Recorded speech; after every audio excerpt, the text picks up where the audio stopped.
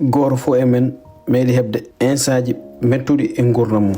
Insaji ɗi ganduɗa génération ma foof ko an goto wonmo waɗani hen avancé.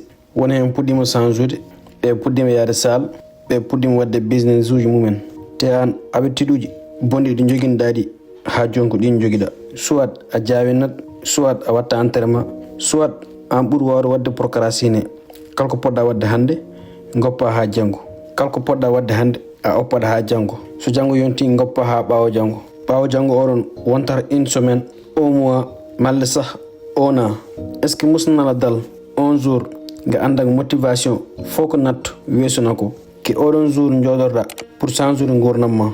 Mbaɗa fixé objectif uji ma, piɓayanima wadde habitude uji keesi ko mbatta wadde entraînement, gacca wadde procrastiné. Kala ko poɗɗa wadde hande mbasa oppude ha janggo. Lirde ay livre uji para complément pour changer gurdam ma.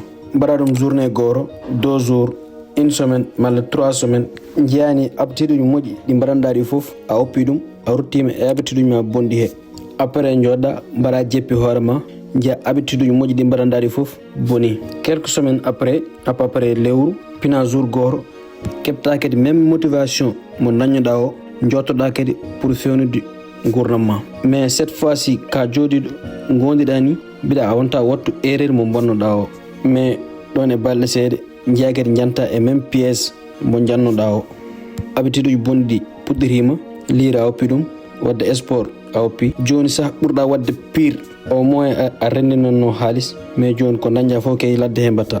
Comme no jeeruɗa ni rek, changer gurdam mum e waɗi simple kono wona ko weeɓi. E waɗi simple pour changer gurdam ma, mais c'est très difficile pour changer gurdam ma. La réussite n'est pas une action mais une habitude. Aristote haali ɗum. Wadde réussite e gurdam mum pour keɓa ko jiɗɗa e gurdam ma wona affaire mo mbatta ni tan ara, non, ko habitude uji ndendinta mbaɗa ɗum e gurdam ma pour janggo jibinanma succès. Erreur mo yimɓe mbaɗato cikarni ko motivation ɓolo cohluɗa pour mbaɗa réussir, non.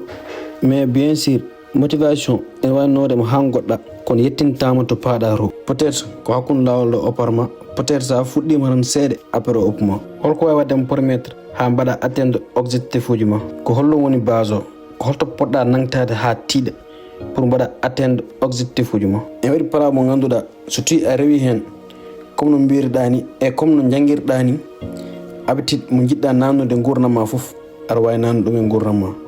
Bien sûr oɗon plan gaddami on hande.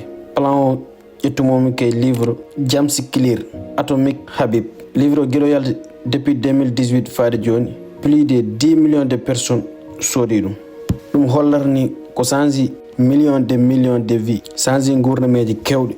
Livre o waɗimo séparé e livre uji goɗɗi, ala théorique, foof ko pratique. Kono ƴettutama joɗɗa hokkuma détail par détail. Eyyi nak avant keɗen ɓenna waɗ abonné, mbaɗa hen commentaire, kala holno jiirɗa vidéo ji. Leçon numéro 1, la loi de 1%.